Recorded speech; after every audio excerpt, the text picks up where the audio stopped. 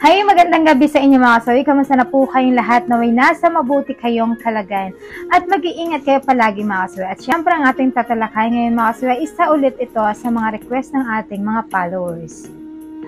Advisor ng mga pusong sawi. Ask lang po kung ano po ang maging advantage at disadvantage sa boy o pag nagwi-withdrawal lang. Sana po mapansin at masagot. Ayan mga kasawi. Ang ating tatalakay ngayon, ang tinatanong nila kung ano magiging advantage at disadvantage kapag nag-withdraw ang mag-asawa. Siyempre napakasimple lang mga kasawi.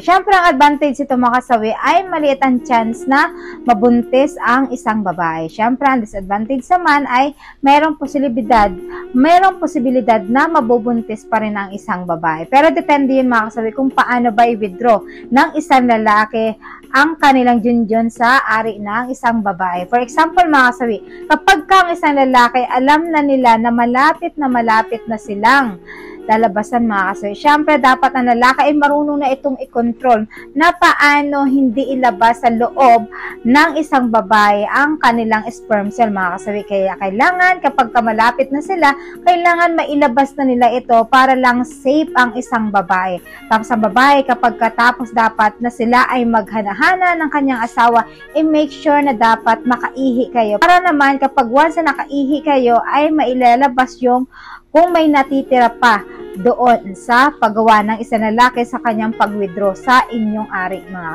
Kailangan ang babae kapag natapos na kayo maghanahana ng inyong asawa ay talagang kailangan umihi kayo para kung once na merong natira doon sa isang lalaki sa kanyang pag-withdraw sa inyong paghanahana ay mailabas ninyo.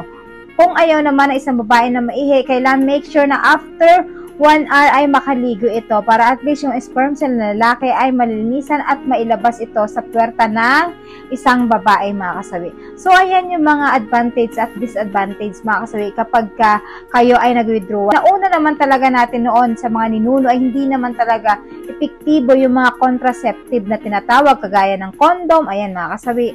Tapos syempre yung isa pa yung pills, ayan. Ngayon ay sobrang high-tech na mga kasawi kasi sa mga sinauna noon hindi naman talaga uso yung mga contraceptive, yung kagaya ng sinabi ko sa inyo kanina mga kasawi.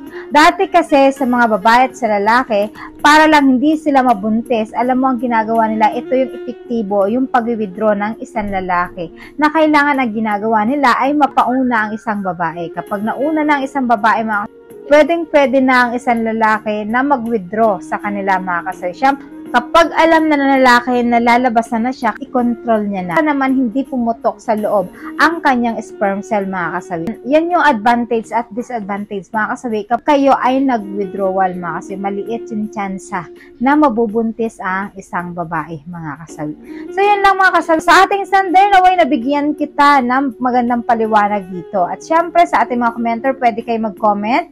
Pwede kayo mag-comment para maliwanagan yung ating Sunday mga kasawi. Sa mga hindi pa po nakapag-subscribe mga kasawi, pwede na kayo mag-subscribe, pwede na rin mag-follow para updated kayo sa topic ko araw-araw. Magandang gabi mga kasawi. Bye!